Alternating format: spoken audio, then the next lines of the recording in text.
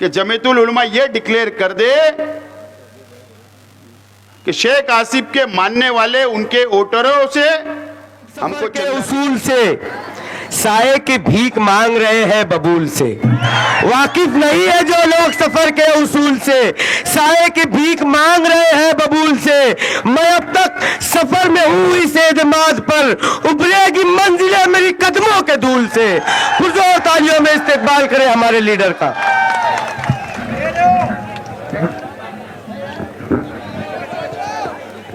आज की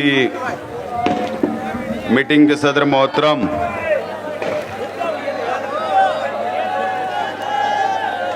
निसार भाई बंगारवाला साहब, मंच पे तशरीफ फरमा,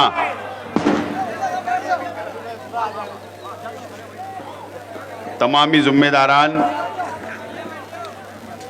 और मेरे सामने तशरीफ फरमा बुजुर्ग हजरात, नौजवान साथी, दोस्तों और साथियों, सबसे पहले तो मैं 20 नवंबर को जो महाराष्ट्र असेंबली का चुनाव हुआ, मैं अहलियान शहर का, जिन लोगों ने मुझे वोट दिया और जिन लोगों ने वोट नहीं दिया, ऐसे तमाम ही अहलियान शहर का मैं शुक्रिया अदा करता हूं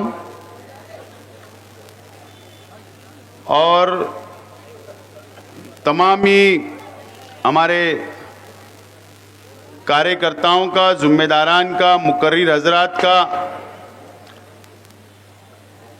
भी शुक्रिया अदा करता हूं कि आप लोगों ने मेहनत की, जद्दोजहद की, इलेक्शन को आप लोगों ने बेहतरीन अंदाज में आप लोगों ने लड़ा और अल्लाह का करम है कि 1 लाख तकरीबन 10,000 वोट हम लोगों को मिली और ये आप लोगों की मेहनत का नतीजा है, कार्यकर्ताओं की मेहनत का नतीजा है और मैं ये पूरा क्रेडिट मेरे तमाम ही कार्यकर्ताओं को देता हूं। और साथ ही साथ वो तमाम ही मासूम बच्चों को भी मैं क्रेडिट देता हूं। यकीन जानो, जो माहौल इलेक्शन का हमारे हक में बनाने का जो सबसे बड़ा हिस्सा किसी का है तो वो शहर के मासूम बच्चों का भी है। मैं उन लोगों को भी इसका क्रेडिट देता हूं। नतीजा आ गया, 163 वोट से हम लोग इलेक्शन हार गए। मैंने कहा था कि हम लोग इलेक्शन हारे हैं, हिम्मत नहीं हारे। हम लोग इलेक्शन हारे, हिम्मत नहीं हारे। दोस्तों, अगर आप लोग ये इलेक्शन का अगर आप लोग जायजा लेंगे, अगर आप लोग ये शहर का इलेक्शन का अगर आप लोग जायजा लेंगे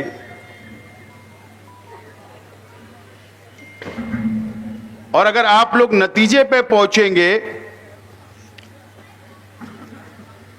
तो आप लोग यकीनन अल्लाह ताला का शुक्र अदा करेंगे कि जिस तरीके से मेरे खिलाफ, हमारे अपने खिलाफ जिस तरीके से इलेक्शन लड़ा गया, नीचे उतरकर इलेक्शन लड़ा गया, तो आप लोग अंदाजा लगा लेंगे और अल्लाह का शुक्र अदा करेंगे कि हम लोग 1,10,000 वोट तक पहुंचे। अल्लाह का शुक्र है, इतना नीचे उतरकर इलेक्शन को लड़ा गया है। आप लोग सिर्फ वो जायजा लो और शहर की आवाम भी जायजा ले। आज हो सकते थोड़ी कड़वी बात भी मैं बोलूंगा, हो सकता है मीठी बात भी बोलूंगा, हो सकता है कई लोगों को मेरी बात खराब लगेगी, लेकिन मुझे कई लोगों ने कहा कि मोहब्बत में और इलेक्शन में सब जायज है। बराबर है ना?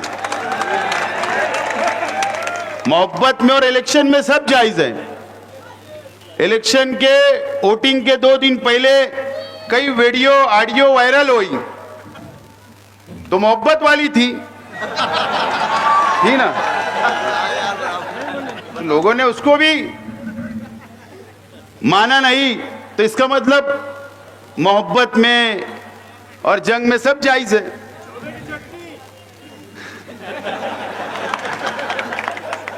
ठीक है, अभी और एक टाइम वायरल कर देंगे, काहे को टेंशन ले रहे हैं, जब लोग भूल गए होंगे तो थोड़ी कड़वी भी लगेंगी, थोड़ी मीठी भी बातें लगेंगी, और उसके बाद अगर मुझ पर कोई इल्जामात भी लगाएंगे तो कोई परवाह रुआ नहीं है, कोई परवाह रुआ नहीं है। 1,10,000 लोग साथ है, आप साथ हो, तो कोई परवाह रुआ हमको नहीं करना है, कोई परवाह नहीं करना है। बहरहाल कभी कभी मैं सोचता भी हूं, शहर में अकेले में तन्हाई में सोचता भी हूं कि फरियाद किससे करे, शिकायत किससे करे। शिकायत आप और हम लोग किससे करेंगे, फरियाद किससे करेंगे। कभी कभी सोचता हूं मैं तन्हाई में, तो कोई नतीजे पे पहुंच ही नहीं पा रहा मैं। हो सकता आप लोग भी नहीं पहुंचे।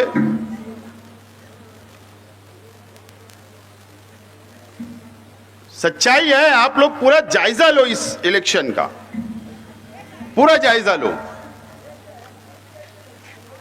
मैं कोई मेरी भड़ास नहीं निकाल रहा, मुझे हर बिरादरी, हर मसलक, हर तबका, हर इलाका, हर गरीब, हर मजदूर, सब लोगों ने वोट दिया, उनसे कोई शिकायत नहीं है, कोई शिकायत नहीं है।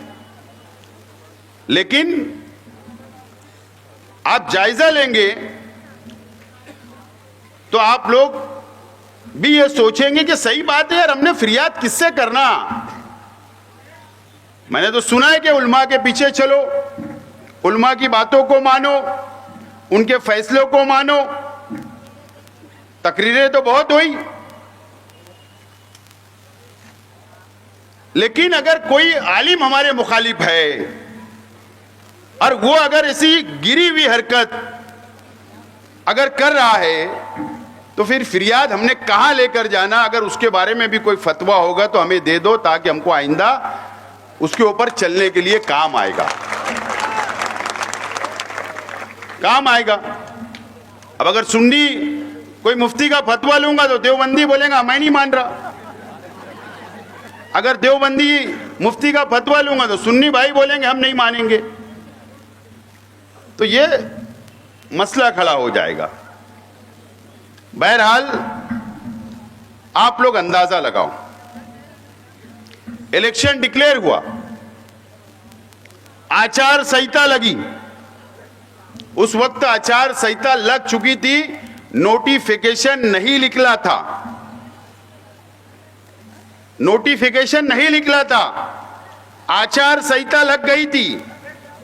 ए भैया बैठ, चलो शांत है यार, बस मैं 5 मिनट में खत्म कर दूंगा, आप बोले तो। नोटिफिकेशन नहीं निकला था, आचार संहिता लग गई थी। पहला हमको टारगेट करने का काम किया गया, पहला जामा मस्जिद से। मैं आपको याद दिला रहा हूं, क्योंकि आम वर्करों को, आम शहर की आवाम को, आप लोग इलेक्शन में इतने बिजी थे, आप लोग काम में लगे हुए थे, शायद आपकी नजर वहां तक नहीं गई। जामा मस्जिद से आज के उम्मीदवार, आज के एमएलए जो जामा मस्जिद के इमाम हैं, उन्होंने क्या कहा, दर्स कुरान में,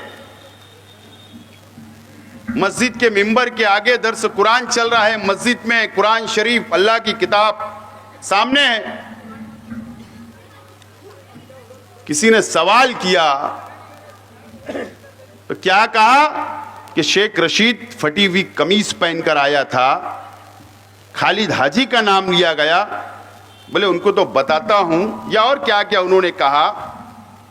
और बोले जलसे में बोलता हूं ना, दर्स कुरान में, मस्जिद में, कुरान सामने है, अल्लाह का घर है, वहां पर नानी का दूध याद दिला दूंगा। मस्जिद के अंदर बोला गया, उस मस्जिद में हमारा भी हक है, मैं भी मुसलमान हूं, मेरा परिवार भी, मेरे कार्यकर्ता भी वहां नमाज अदा कर सकते हैं। वो किसी की एक की प्रॉपर्टी नहीं, किसी की ट्रस्टों की प्रॉपर्टी नहीं है, लेकिन वहां बोला गया, उसका इस्तेमाल वहां से शुरू किया गया, जामा मस्जिद का इस्तेमाल। उसके बाद 2 या 3 दिन के बाद फतेह मैदान पर जमीयतुल उलमा का जलसा था। अब जमीयतुल उलमा, पहले तो मैं बात पूरी करता चलूं कि जामा मस्जिद के ट्रस्टियान से आज भी मेरा सवाल बाकी है। अगर जामा मस्जिद के ट्रस्टियान अगर बोलेंगे तो एक वक्त लेकर मैं हर जामा मस्जिद के ट्रस्टियान के घर पर भी आ सकता हूं, और मैं सोच रहा हूं कि जाना भी चाहिए, जाना भी चाहिए। क्यों नहीं जाना चाहिए? जिया हकीम साहब हो या और कोई ट्रस्टियान हो, मैं सोच रहा हूं जाना चाहिए कि भाई जवाब हमको तो दो। मेरे वालिद मरहूम का नाम लिया गया, नानी का दूध याद दिलाया गया जामा मस्जिद के मेंबर से, या तो जामा मस्जिद के ट्रस्टियान ने साफ तौर पर मुझको, मेरे परिवार को लिख कर दे देना कि आपके परिवार का यहां पर कोई सदस्य आ नहीं सकता, ये जामा मस्जिद हमारी प्रॉपर्टी है, यह हमारी मिल्कियत है, तुम्हारी खानदान का, तुम्हारे वर्कर इस जामा मस्जिद में नहीं आ सकते, या तुम्हारा अपना हक नहीं है, यह मुझे लेखी में दे देना, मैं नहीं आऊंगा, मैं नहीं आऊंगा, ये दे दो। लेकिन जामा मस्जिद का इस्तेमाल किया गया। ये इलेक्शन की शुरुआत बता रहा हूं मैं। उसके बाद फतेह मैदान के अंदर जलसा लिया गया जमीयतुल उलमा हिंद के नाम से, मदनी रोड। वहां पर जो बोलना था मेरे परिवार के बारे में या मेरे बारे में या खालिद हाजी के बारे में जो भड़ास निकालना था, सब भड़ास निकाली गई। वो भी इलेक्शन का एक स्टैंड था, एक वातावरण बनाने का काम था। वहां पर मालिक बकरा, ऐसा ही बोलते हैं, मैं किसी बुजुर्गों का नाम ऐसा नहीं लेता हूं, उनको सब हक है, वो कम ज्यादा बोल देवे, जबान खराब इस्तेमाल करे, उनको हक है, हमको नहीं। अच्छा, बकरा साड़ी थी उनकी, सिक्का था, मालिक सेठ बकरा। उन्होंने क्या कहा कि जमीयतुल उलमा के 1 लाख मेंबर है हमारे मालेगांव में, 1 लाख मेंबर है। बोले इतनी ओढ़ दो मुफ्ती इस्माइल को कि शेख आसिफ बहा जाए, बह जाए, इतनी ओढ़ दो। मुझे बताओ, जमीयतुल उलमा से भी मेरा सवाल है कि जमीयतुल उलमा यह डिक्लेयर कर दे कि शेख आसिफ के मानने वाले उनके वोटरों से हमको चंदा नहीं चाहिए, डिक्लेयर कर दो। या जो 1 लाख मेंबरशिप बनी है, आप ये बोल दो कि यह सिर्फ हमारी प्रॉपर्टी है, यह हमारी प्रॉपर्टी है, ये बोल दो, ये बोल दो। 1 लाख वोट आपने बोल दिया जमीयतुल उलमा का। मजहबी तंजीम है जमीयतुल उलमा, मेरे लिए मोहतरम कल भी थी ऑल इंडिया, आज भी और आगे भी रहेंगे, उसमें कोई दो राय नहीं। मालेगांव शहर जमीयतुल उलमा से मेरा सवाल है, आप भी डिक्लेरेशन कर दो कि मुफ्ती मोहम्मद इस्माइल कासमी साहब की ये प्राइवेट कंपनी है, इसके अंदर आप लोगों का कोई हक नहीं है, मालेगांव शहर की आवाम का कोई हक नहीं है, आप डिक्लेयर कर दो। उसका इस्तेमाल किया गया, इस्तेमाल किया गया। दीनी तंजीम है, जुमा जुमा फरमान आता है जमीयतुल उलमा का, उस पे हम सब अमल करते, सब हम अमल करते। हम ये थोड़ी देखते। आमीन फारूक साहब ने कहा था, साबिक कारपोरेटर ने, कि पिछले इलेक्शन में 50 लाख रुपया चंदे का पैसा इलेक्शन में इस्तेमाल किया गया था, 50 लाख रुपया। लेकिन जब हम चंदा देते हैं तो हम ये नियत से देते हैं कि साले सवाब की नियत से, नेक नियत से नेकी मिलेगी, चलो दे दिए। लेकिन जमीयत का इस्तेमाल किया गया। मुझे बताइए आप हिंदुस्तान के अंदर कहीं भी, पूरे हिंदुस्तान के अंदर एक ऐसी कोई मुझे मिसाल लाकर बता देवे कि जमीयतुल उलमा ने किसी कैंडिडेट की हिमायत की, ये बता दो। दस्तूर में होगा तो ये बता दो, दस्तूर में होगा तो ये बता दो। मालेगांव शहर जमीयतुल उलमा मदनी रोड ने, अखबार के अंदर खबर है कि मालेगांव शहर जमीयतुल उलमा मुफ्ती मोहम्मद इस्माइल कासमी को हिमायत देती है इलेक्शन में उम्मीदवारी के लिए। गैर दस्तूरी काम है, ये बता दो। उसका इस्तेमाल किया गया, उसका इस्तेमाल किया गया,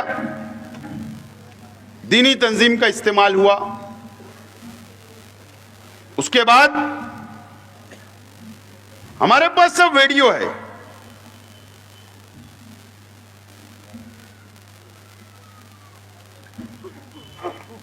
मोहतरमा राफे आपा साहब का एक पंपलेट है, भैया कुछ बताते नहीं, वोट देकर सवाब हासिल करे। देखो मैं क्या बोल रहा हूं, आपको पता भी नहीं होगा, शायद ये नया पूरा और पक्के इलाकात में ज्यादा बटा, वहीं बटा जाए। वोट देकर सवाब हासिल करे और अपने गुनाहों से बचे। ये पंपलेट है मेरे पास।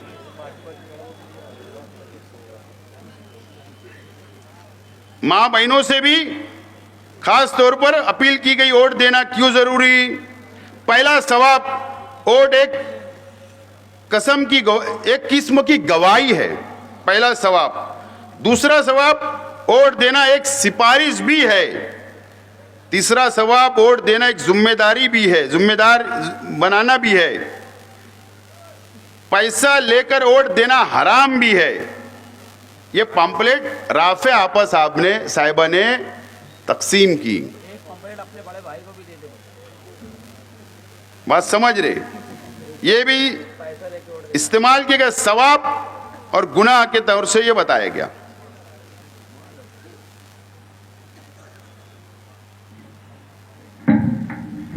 उसके बाद क्या हुआ, आज के एमएलए साहब बीमार हो गए, एंजियोग्राफी हुई।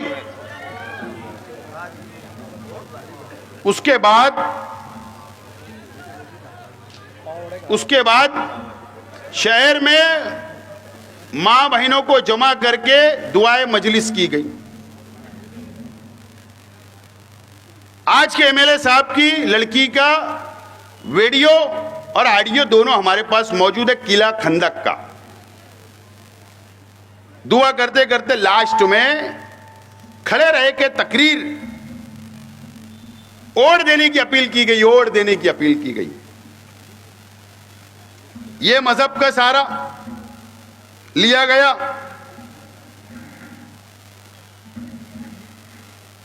और यहां तक कि यजीद बताया गया मुझको। यानी ये लड़ाई सियासी है या मजहबी है। असदुद्दीन अवैसी साहब, आप मुझको सर्टिफिकेट दोगे या मजलिस वाले मुझे सर्टिफिकेट देंगे मैं मुसलमान हूं या यजीद हूं? मुझे यजीद बोला गया रौनकाबाद के जलसे में, अवैसी साहब ने इस तरीके का इस्तेमाल किया गया, इस तरीके का इस्तेमाल किया गया। वोटिंग के दिन दो चार मस्जिद है शहर की, मैं नाम नहीं बोलूंगा ना तो तनाजा ना हो जाए मेरे अपने वर्करों में और उन लोगों में, क्योंकि अल्लाह का घर है, उनको एहतराम नहीं हमको एहतराम करना है। वोटिंग के दिन वहां से बैठकर बोगस वोटिंग कराई जा रही है, बोगस वोटिंग मस्जिद के अंदर से। वहां से वोटरों को स्लिप लेकर, कार्ड लेकर भेजा जा रहा था, यह इस्तेमाल किया गया। आखिरी हफ्ते में जुमा के दिन बयानात करवाए गए मसाजिद में, खुसूसी तौर पर इसका इस्तेमाल किया गया। यह सब हुआ मजहबी शहर के अंदर एक शख्स को एमएलए बनाने के लिए, एक शख्स को एमएलए बनाने के लिए यह सब किया गया इस शहर के अंदर। मौलाना सज्जाद नुमानी साहब हमारे बुजुर्ग आलिम दीन है, हमको उनका एहतराम है। सबसे पहले तो उन्होंने पूरी बीजेपी को जिताने के लिए जो बयानात दिए, इसीलिए आज महाराष्ट्र के अंदर बीजेपी की सरकार आ गई। उनके बयान बीजेपी के हर स्टेट से, हर सभा के अंदर, बड़ी और छोटी सभा के अंदर, हर मतदार संघ के अंदर, हर देहातों के अंदर सुनाए गए और हिंदू भाइयों को एक किया गया। और मुंबई के अंदर प्रेस कॉन्फ्रेंस लेकर आज के एमएलए की हिमायत का ऐलान कर दिया गया। और बाकायदा यहां पर उन लोगों ने व्हाट्सएप के जरिए, सोशल मीडिया, अखबारात के अंदर बाकायदा बैनर के ऊपर फोटो लगाकर वोट मांगा, यह भी इस्तेमाल किया गया। और मैं आज नाम लेना चाहता हूं, चाहे मुझसे नाराज क्यों ना हो, चाहे मुझसे कोई नाराज हो ना हो, मुझे कोई परवाह हुआ नहीं है, क्योंकि ये जो वोट मुझे मिली ना तो आप लोगों के भरोसे, मेरे कार्यकर्ताओं के भरोसे, उन लोगों के भरोसे नहीं मिली, इसलिए मुझे कोई डरना उड़ना नहीं है। आज मैं बड़ी मालेगांव स्कूल के मैनेजमेंट से मेरा सवाल है, बड़ी मालेगांव स्कूल के मैनेजमेंट से मेरा सवाल है कि अगर आपकी स्कूल के अंदर अगर बच्चों को पढ़ाई के लिए एडमिशन करवाया जाता, चाहे शहर के कोई भी वालिदैन अगर अपने बच्चों को वहां एडमिशन करवाते तो अच्छी तालीम के लिए करवाते, अच्छी तालीम मिले, अच्छी तरबियत मिले, बड़े छोटे का अदब करे, पढ़ लिख कर कुछ बने। आपकी बड़ी मालेगांव स्कूल के मैनेजमेंट से मेरा सवाल है, आपके स्कूल के टीचरों ने पेरेंट्स के व्हाट्सएप ग्रुप पर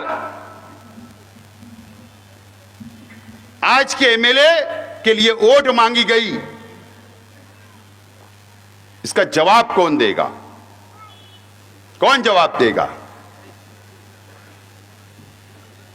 यह बोला गया, न तो मैं लाकर सामने खड़ा कर दूंगा। बच्चों को बोला गया कि मुफ्ती इस्माइल को वोट देने का बोलना घर में जाके तुम्हारी मां बाप को।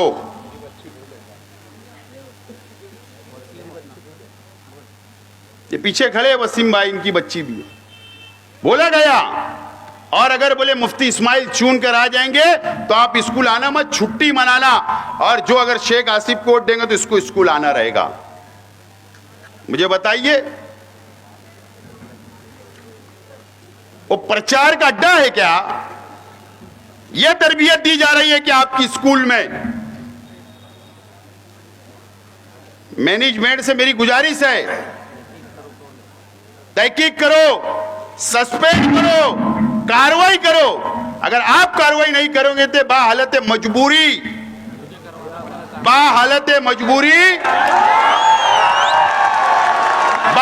मजबूरी मुझे कंप्लेन करना पड़ेगा शिक्षण विभाग में, एजुकेशन डिपार्टमेंट में। मैं आज एकदम साफ तौर पर बोल रहा हूं। फिर तहकीक होगी, जब बात निकलेगी तो दूर तक जाएगी।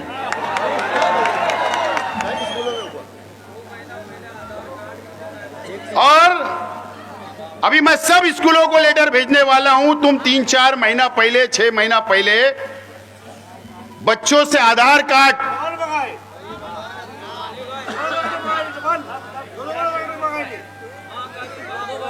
मां बाप का आधार कार्ड, बच्चों का आधार कार्ड डॉक्यूमेंट क्यों मंगाए गए, उसका जवाब भी देना। क्या डुप्लीकेट वोट, क्या बोगस वोट बढ़ाने के लिए किए गए क्या, इसका जवाब भी शहर की स्कूलों को देना पड़ेगा। एकदम साफ तौर पर मैं रिक्वेस्ट कर रहा हूं, गुजारिश कर रहा हूं कि आप जवाब दो, आप जवाब दो। शहर के कई स्कूलों के अंदर मेरे ताल्लुक से जहर घोला गया, बच्चों के अंदर मेरी बदनामी की गई। यह तरबियत देने बच्चे को भेजते मां बाप, आप ये एजुकेशन देते हो, इसका जवाब शहर के तालीमी अदारों को देना पड़ेगा।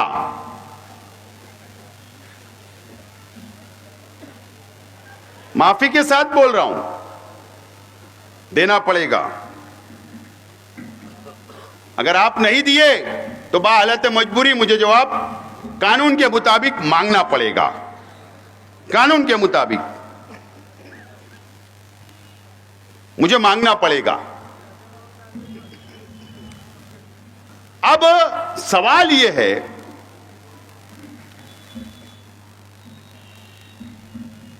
पोलिंग के दिन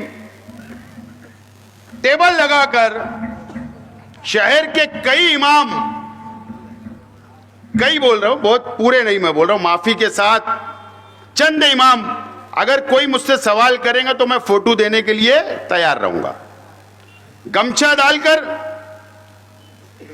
पंपलेट स्लिप हाथ में लेकर पंपलेट तकसीम करते हुए, ये करते हुए प्रचार करे। ठीक है, उनका जमहूरी हक है, मैं मानता हूं, हर इंसान को अपना जमहूरी हक है। रोड के ऊपर, रास्ते के ऊपर निकलकर वो वोट मांग सकते हैं, किसी लीडर के साथ में प्रचार कर सकते, हिमायत कर सकते। लेकिन मेरा सवाल है, अगर फिर वही इमाम अगर मस्जिद में नमाज पढ़ाए और अगर एकाध आदमी को अगर इतराज हो जाए और अगर उसने आवाज उठाई, तो फिर जाहिर सी बात है ना कि वही इमाम के पीछे नमाज पढ़ी जाती जिससे दिल मुतमईन हो। ऐसी है ना हाफिज साहब? क्या अगर कोई दूसरा कुछ होगा बताओ, मेरी बात वापस ले लूंगा। कई लोग हुआ, कई लोग हुआ। मैं आपको सिर्फ ये बताना चाहता हूं कि इस तरीके का इलेक्शन इस शहर के अंदर लड़ा गया। अब बताओ, आप और हमको मिलकर अल्लाह का शुक्र नहीं अदा करना चाहिए क्या? अब मेरा ये टोटल चीजों के ऊपर, ये तमाम ही चीजों के ऊपर, अब मैं बताओ मैं किससे सवाल करूं? फिरियाद कहां लेकर हम जाए? कौन इसको रोकेगा? कौन रोकेगा मुझको बताओ। अब मैं तो बहुत हैरान हूं कि कौन रोकेगा। आप भी सोचो ना, रोकेगा कौन? सब कुछ तो इस्तेमाल हो गया। तंजीमें मजहबी, मस्जिद, दीनी तंजीमें, जमियत, जामा मस्जिद, स्कूलें, आपस सब इस्तेमाल हो गया, सब। आप मुझे बताओ, हम फिरियाद लेके कहां जाए? अब मेरा सवाल है, अब मैं तो कई टाइम बोल बोल कर मैं तो मायूस हो चुका हूं, इससे पहले भी मैंने कहा। बहरहाल उम्मीद है शहर के उलमाओं से, जो गैर सियासी है, जिनके अंदर तकवा है, परहेजगार है, जो दीनी तंजीमें चलाते, जो उलमाओं की तंजीम चलाते, तमाम ही लोगों से मेरी हाथ जोड़कर गुजारिश है कि उसके ऊपर हमारी रहनुमाई करे, रहनुमाई हमारी करे। ठीक है, अगर हमारे इलेक्शन पीरियड के अंदर, प्रचार के अंदर कोई गलती हो गई होगी हमारे मुकर्रिर से, मुझसे, तो मैं खुला माफी मांगता हूं आप लोगों से। लेकिन ये जो बातें हुई, इस पे कोई रहनुमाई करेगा? आप मुझे बता दो,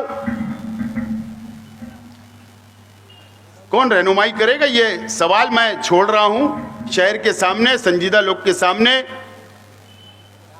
ये शहर मुसलमानों के सामने, आप लोगों के सामने मैं छोड़ रहा हूं, शहर के आवाम के सामने। बहरहाल सियासी तौर पर यह शहर को अब सोचना है, शहर को समझना है और आइंदा शहर की आवाम को फैसला करना है कि अब सियासी लोगों ने, सियासी चाहे मैं हो या समाजवादी के लोग हो या और छोटी छोटी पार्टियों के लोग हो, चाहे सोशल वर्कर हो, मुझे बताइए कि शहर क्या फैसला करता है। देखो, हमारी ऑफिस, ये ऑफिस खुली रहती है, वो ऑफिस खुली रहती है, गरीब आवाम आती है, हमारे पास शिकायत लेकर आती है, अपने मसाइल लेकर आती है, सुख दुख लेकर आती है, हॉस्पिटल का काम, राशन दुकान का काम, स्कूलों का एडमिशन, कारपोरेशन का काम, पावर का काम, प्रांत का काम, ओबीसी का काम, पंचायत का काम, हमारी ऑफिस खुली रहती है। ये ऑफिस तो 24 घंटा खुली रहती है। हमारे वर्कर बोलो, हमारे जिम्मेदारान बोलो, हमारे कारपोरेटर बोलो, हम बोलो, यार हम समाजी काम करते, सोशल काम करते, आवाम के बीच में रहते, आवाम का काम करते। बस हमको यही उम्मीद होती है कि इलेक्शन आएगा तो हमको उसका फल मिलेगा, आवाम हमारे साथ खड़े रहेगी, यही उम्मीद रहती है। ना आवाम से फीस मांगते, ना आवाम से पैसा मांगते, गरीबों का काम करते, सोशल काम करते। और इसी तरीके से समाजवादी का भी मैं समझता हूं सिर्फ 2 पार्टियां हैं शहर में, एक हमारी और एक समाजवादी पार्टी, जो आवामी काम में लगी रहती है, आवाम का सुख दुख जानती है, आवाम के मसाइल हल करती है। लेकिन शहर ने जो फैसला किया, क्या इस ताल्लुक से शहर को, शहर के संजीदा लोगों को, शहर की बाशऊर आवाम को, क्या शहर के गरीब और अमीर को क्या सोचना नहीं चाहिए? क्या ऐसे शख्स को वोट दे दी, ना उनका ऑफिस है वो, ना वो राशन कार्ड बनाते, ना किसी का काम नहीं करते, किसी का गरीब का काम नहीं, कोई हॉस्पिटल का काम नहीं, कुछ नहीं, उसके बाद आवाम उनको वोट दे देती। किस बुनियाद पर, किस बुनियाद पर वोट आवाम ने दी? किस बुनियाद पर? मुझे बताइए, किस बुनियाद पर? कुछ तो एक मजबूत दलील होना चाहिए। ठीक है, जमहूरी मुल्क है, सबको अपना उम्मीदवार चॉइस करने का, चुनने का पूरा अधिकार है, इसके अंदर कोई दो राय नहीं। लेकिन एक सोच तो हमारी होना चाहिए शहर के ताल्लुक से, शहर के ताल्लुक से एक सोच होना चाहिए, एक समझ होना चाहिए। उसके बावजूद भी ये हुआ। बहरहाल आवाम को सोचना चाहिए। शहर के बुनकर भाइयों से मुझे शिकायत है,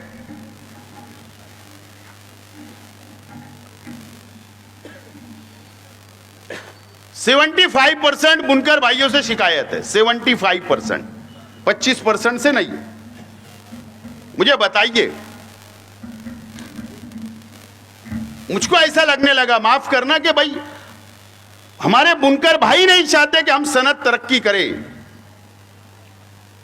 सनत आगे बढ़े, सनत का डेवलपमेंट हो, पावर लूम की तरक्की हो, सरकार से बेनिफिट मिले।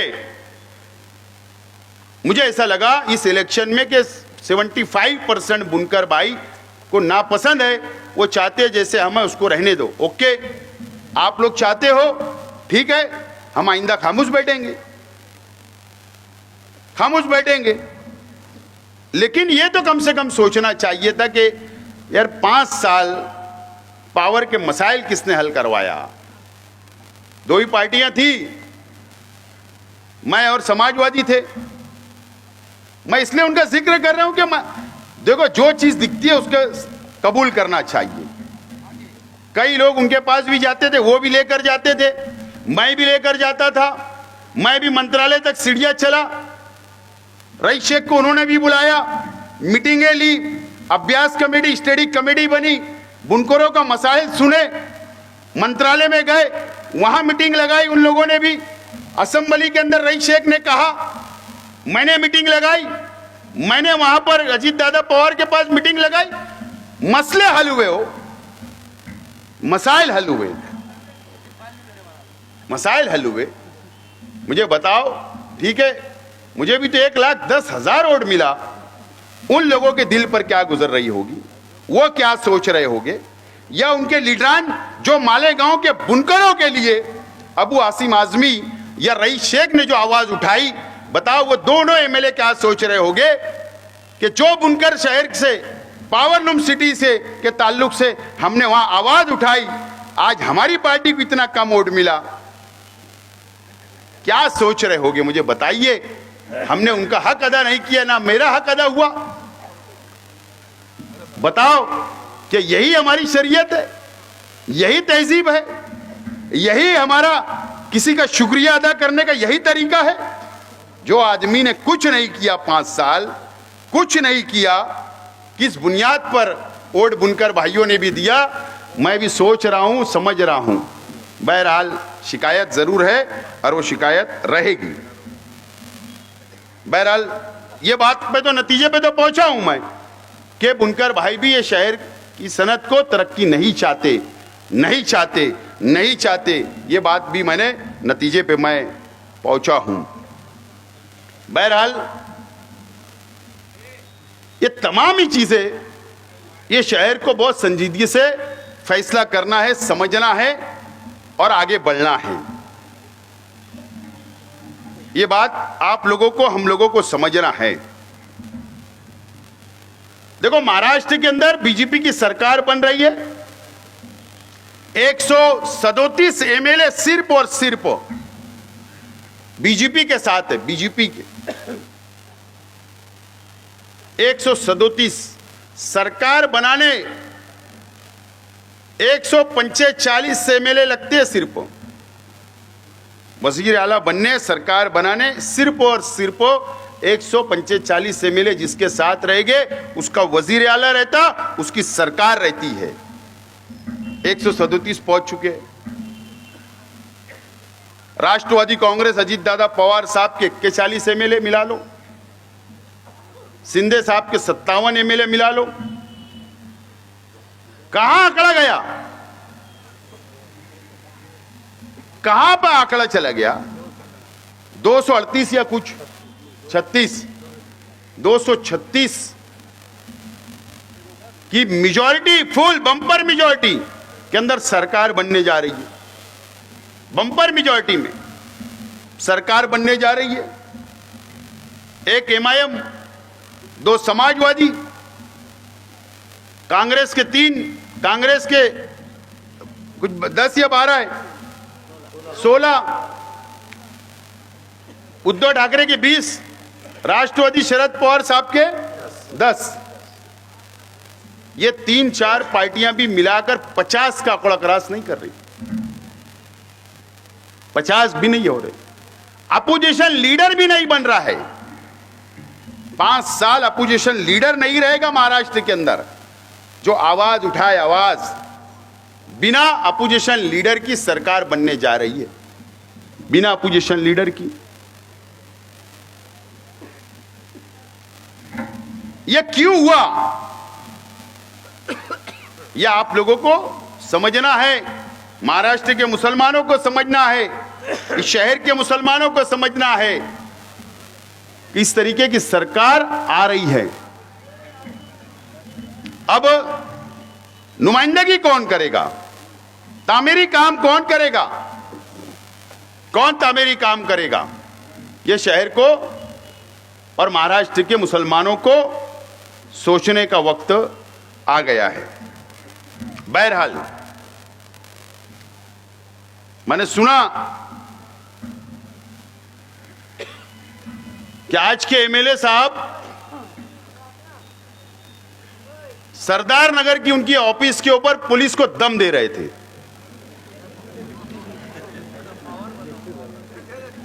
दम दे रहे थे, दम, धमकी, धमकी दे रहे थे कि जुमरात तक बोले पुलिस ने अपना लाएमल तैयार कर लेना, और न तो जुमा के दिन से मैं देखता हूं शहर को। और क्या बोले थे, दो दो हाथ और एमएलए पावर। 10 साल बहादुर रहे थे क्या? पावर की गोली अभी मालूम पड़ी, पावर की अभी मालूम पड़ी। बोले एमएलए पावर बताता। गए ना, कल जुमरात खत्म हो गया, आज जुमा था।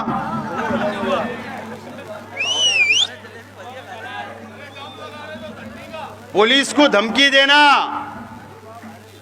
मुझको और मेरे वर्करों को याद रखना, तुम्हारी धमकी से डरने वाले नहीं है, तुम्हारी धमकी से डरने वाले नहीं है।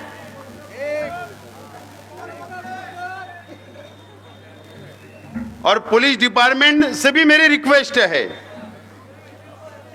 कि इनके लोग जो फैक्ट डुप्लीकेट वारदातें करते हैं, जो जाफर नगर के अंदर इन्होंने किया था, मैं पुलिस से रिक्वेस्ट करता हूं कि वो प्रेस कॉन्फ्रेंस लेकर आवाम के सामने लाए कि उस शख्स को किसने उठाकर लेकर गया था, और वाजे करे शहर की आवाम के सामने कि वो फैक्ट था कि सच्चाई उसके अंदर थी, या आवाम के सामने वाजे करे। पुलिस डिपार्टमेंट से मेरी रिक्वेस्ट है कि नदीम फीडर का जो मामला हुआ फायरिंग का, पुलिस उसकी इंक्वायरी करे, डीप तक तहकीक करे, और मुझको शक है वो भी फैक्ट है, आवाम के सामने ये बात भी लाई जाए, आवाम के सामने ये बात भी लाई जाए। और आज के एमएलए साहब से बोलना चाहता हूं, अच्छाई और बुराई की बात करते हो, तुमने तो मेरा चालू इलेक्शन में कबूल नहीं किया चैलेंज, कम से कम आप कबूल कर लो, या तो तुम फहरिस्त तो बता दो कि मेरे पार्टी के अंदर, मेरे मंच के ऊपर मेरे लोग ये काले धंधे करते, और नहीं तो चलो मैं चैलेंज कबूल करता, मैं बताता हूं तुम्हारे मंच के ऊपर कितने काले लोग हैं, मैं बताता हूं, मैं बताता हूं, शहर भी देख लेंगे, उल्मा भी देख लेंगे। मैं एक मिसाल देता हूं, देखो तकवा किसको बोलते हैं, तकवा किसको बोलते हैं, मैं एक मिसाल देता हूं तकवा और परहेजगारी के ताल्लुक से। हाफिज यूसुफ साहब थे, इंतकाल कर गए, जामनेरी पहली गली के अंदर, बहुत तकवा परहेजगार थे, बहुत तकवा था उनके अंदर, इतना परहेजगार मैंने मेरी जिंदगी में शहर में ऐसा आलिम नहीं देखा। इरफान अली साहब और शेख रशीद साहब के और हमारे घरेलू संबंध हमने वहां देखा। आपको पता है वो प्राइमरी स्कूल के टीचर भी थे, हाफिज भी थे, और उनकी आखिरी सांस तक उन्होंने कई लोग बच्चों को उनका हिफ्ज सुनते भी थे, मैंने देखा हूं। इतना तकवा और परहेजगार उनमें था, मालूम है। वो प्राइमरी टीचर थे। 15 अगस्त है ना, 15 अगस्त की छुट्टी होती है वो टीचर थे तो वो 15 अगस्त की छुट्टी का पगार नहीं लेते थे। 26 जनवरी की छुट्टी रहती थी, वो पगार नहीं लेते थे, काट दिया करते थे। जुमा का दिन स्कूल की छुट्टी रहती थी, वो पगार काट के लिया करते थे। और अगर 1 घंटा या आधा घंटा भी स्कूल के अंदर वो देर से पहुंच जाए तो जब वो पगार लेते थे महीने का, तो वो आधे घंटे का पेमेंट भी काट देते थे। बताओ मुझे, कोई है ऐसे तकवा परहेजगार? मुझे बताओ। मैंने देखा हूं कि वो कहीं पर भी जाते थे मेहमान के तौर पर, तो बड़ी मुश्किल से वो सिर्फ पानी पिया करते थे। मैंने कई जगह पर देखा, कई शादियों में भी मैंने देखा। इतना तकवा परहेजगार, उसको बोलते तकवा और परहेजगारी। और अच्छाई और बुराई की आप बात करोगे? अरे मैं तो आज बोलता हूं, कुछ वीडियो ऑडियो वायरल हुई थी ना, छोले की चटनी और कौन सी ऑडियो हुई थी ना, यकीन जानो मैं और एक ऑडियो कर सकता हूं, लेकिन मालूम है मैं मीडिया के सामने बोल रहा हूं। मैं आज शहर के सब आलिमों से बोलना चाहता हूं, सब दीनी तंजीमों से बोलना चाहता हूं। अल्लाह का करम है, मेरा अल्लाह गवाह है, अगर मैं वो ऑडियो रिकॉर्ड अगर वायरल कर दिया ना, तो तबलीगी जमात के एक जिम्मेदार की फैमिली का उसके अंदर नाम आ जाएगा, उनकी बेइज्जती हो जाएगी। सिर्फ इसके लिए नहीं कर रहा हूं, न तो मैं कपड़े उतार सकता हूं, कपड़ा उतार सकता हूं, लेकिन इसके लिए कि आलिमों की इज्जत नहीं जाना, तबलीगी जमात की किसी की इज्जत नहीं जाना, यह मैं एहतराम करता हूं। अगर मेरे को इलेक्शन जीतना रहता तो मैं वो ऑडियो उस वक्त भी वायरल कर सकता था और किसी को नंगा कर सकता था, मैंने इसलिए नहीं किया। क्या बात करते हो आप? अच्छाई और बुराई की बात, किसी की मां बेटी से ऐसी बात करोगे? शर्म आना चाहिए आपको। और अच्छाई और बुराई की बात करते हो। सिर्फ इसके लिए नहीं करता हूं, यह मेरा शहर है, यह मुसलमानों का शहर है, अगर ये शहर की किसी की भी इज्जत जाएगी तो मेरी इज्जत जाएगी, ये सोच के मैंने वो काम नहीं किया। अच्छाई और बुराई से आप न तो चैलेंज मेरा कबूल कर लो और न तो बोल दो कि तेरे पास जो ऑडियो है वो वायरल कर दे। वायरल करने के लिए तैयार हूं, आज 1 घंटे का टाइम देना। लेकिन ठीक है, सियासत अपनी जगह मैं मानता हूं, लेकिन ये तरीका ठीक नहीं है शहर के अंदर। और मैं डिपार्टमेंट से गुजारिश करता हूं, डिपार्टमेंट की भी बदनामी है अच्छाई और बुराई के ऊपर। जो ड्रग्स का, एमडी का, चरस का, गांजे का जो 2 नंबर का इल्जामात मेरे पे पूरे इलेक्शन में लगाए, मैंने जवाब नहीं दिया। हम लोग पाक लोग हैं, ईमानदार लोग हैं, हलाल खाने वाले, हलाल कमाने वाले लोग हैं। अल्लाह का करम है कि शहर जानता है हम क्या है। लेकिन मैं पुलिस डिपार्टमेंट से गुजारिश करता हूं, क्या ये शहर के अंदर ये सब चलता है? कौन करता है? उसको पुलिस पकड़े और वाज़े करे कि किसके धंधे हैं, कौन करता है, कौन कराता है। पुलिस वाज़े करे, ना तो पुलिस की भी बदनामी हो रही है, यहां तक नहीं पूरे स्टेट लेवल तक हो रही है। पुलिस से भी रिक्वेस्ट करता है कि इसके ऊपर भी दूध का दूध और पानी का पानी होना चाहिए। दोस्तों और साथियों, इलेक्शन 163 वोट से हम हारे हैं, लेकिन हिंदुस्तान के कानून के अंदर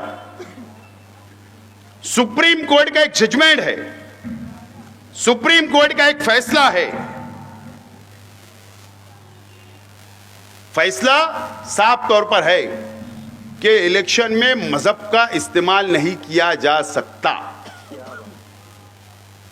चाहे वो हिंदू हो, मुसलमान हो, सिख हो, ईसाई हो, कोई भी शख्स मजहब का इस्तेमाल नहीं कर सकता। और इसीलिए मैंने फैसला किया हूं कि मैं इलेक्शन पिटीशन आज के एमएलए के खिलाफ में दाखिल करूंगा। इलेक्शन पिटीशन मैं दाखिल करूंगा और मजहब की बुनियाद जहां जहां भी मजहबी इस्तेमाल किया गया वो तमामी सबूत और मैयत की ओट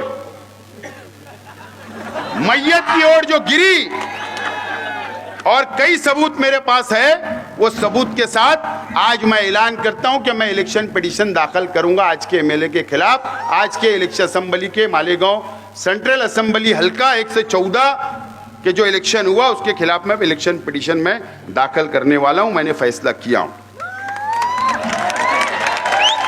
दूसरी बात, मास्टर स्ट्रोक 2 के ताल्लुक से यह बात तो बिल्कुल सच है। क्या ऐसा है कि अब सामने से भी 2-2 हाथ करने वाली बात आ रही है? 2-2 हाथ करने वाली बात हो रही है।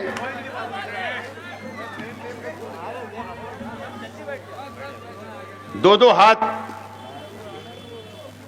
अरे अभी आपकी तबीयत खराब रह रही है क्या? थोड़ा सी आप चल रहे तो सांस फूलने लगी। अल्लाह आपको सेहत दे, तंदुरुस्ती दे, हमारी दुआ है। काहे को 2-2 हाथ की बात कर रहे हैं? 2-2 हाथ करने वाले खुद लकड़ी लेकर चल रहे, वॉकर लेकर चल रहे, आप क्या करोगे?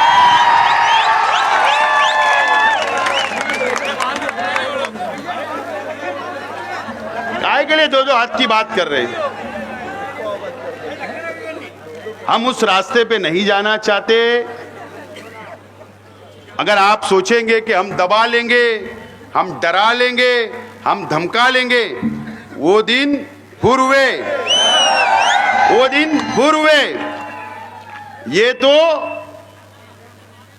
हमारी इंसानियत है, हम सीधा चल रहे। न तो जिस दिन हम टेढ़ा चलने लगे आप सीधा चलने लग जाओगे।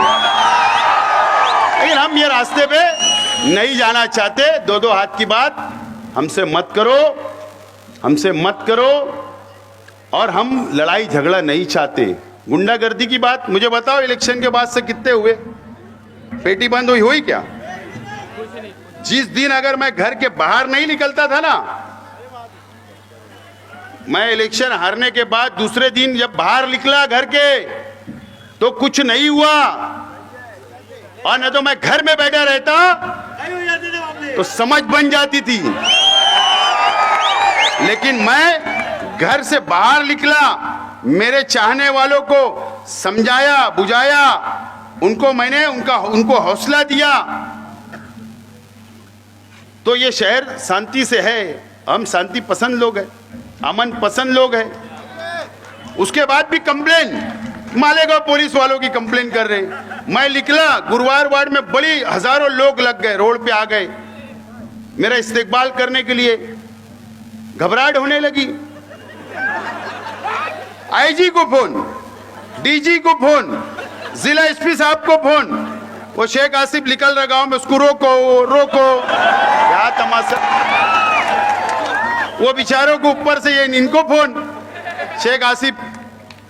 फिर दूसरे दिन निकला तो फिर वैसा ही कुसुम्बा रोड, आयशा नगर, रौनकाबाद, खूब आवाम हजारों की तादाद में रोड पर आ गई इस्तेकबाल करने। फिर कंप्लेन, नहीं कुछ हुआ तो हमारे पीआई साहब आयशा नगर वालों ने भी एक गुना दाखिल कर दिया। अगर नहीं भी करते तो चलता, मैं तुम्हारा ही काम कर रहा था, सबको शांत कर रहा था। चलो कर दिए तो कोई बात नहीं। लेकिन हमसे इतना डर और खौफ है आपको कि आपको ऊपर कंप्लेन करना पड़ रही है। बोले मैं एमएलए का पावर बताता, एमएलए का पावर रहता तो जिला एसपी साहब को कोई फोन नहीं करता, यही फोन कर लेते। और तुमने 10 साल के अंदर कुछ नहीं किया शहर का, अब क्या एमएलए की पावर बताएंगे? एमएलए की पावर बताना है ना, तो ईमानदारी से शहर का विकास करो, शहर का डेवलप करो, शहर को के काम करो। सिर्फ वो बड़ी बड़ी रागपाट देने से ये शहर का काम चलने वाला नहीं है। बहरहाल मैं आज मास्टर स्ट्रोक 2 तो आपको इंतजार है। मेरे भी जहन में कुछ बातें चल रही है, लेकिन मैं ये चाहता हूं कि कोई जल्दबाजी में फैसला ना लूं, कोई जल्दबाजी में फैसला ना लूं। मैं कल 11 लोगों की कमेटी का ऐलान करूंगा। वो कमेटी आपस में बैठेंगी, आइंदा लाएमल अपना तैयार करेगी और वो कमेटी जो फैसला सुनाएगी फिर मास्टर स्ट्रोक 2 मैं ऐलान करूंगा। ये बात का मैं आज ऐलान करता हूं। और दूसरी बात, आप लोगों को किसी से डरने की जरूरत नहीं, किसी से दबने की जरूरत नहीं, किसी के सामने झुकने की जरूरत नहीं। हम लोग, आप लोग जाबाज लोग हैं और मैं आपका भाई हूं, मैं आपका भाई हूं, आपके साथ हूं। आप सिर्फ साथ रहो, इंशाअल्लाह आज हमारा नहीं लेकिन कल हमारा होगा और कल हम लोग लड़ेंगे और जीतेंगे। बहुत बहुत शुक्रिया।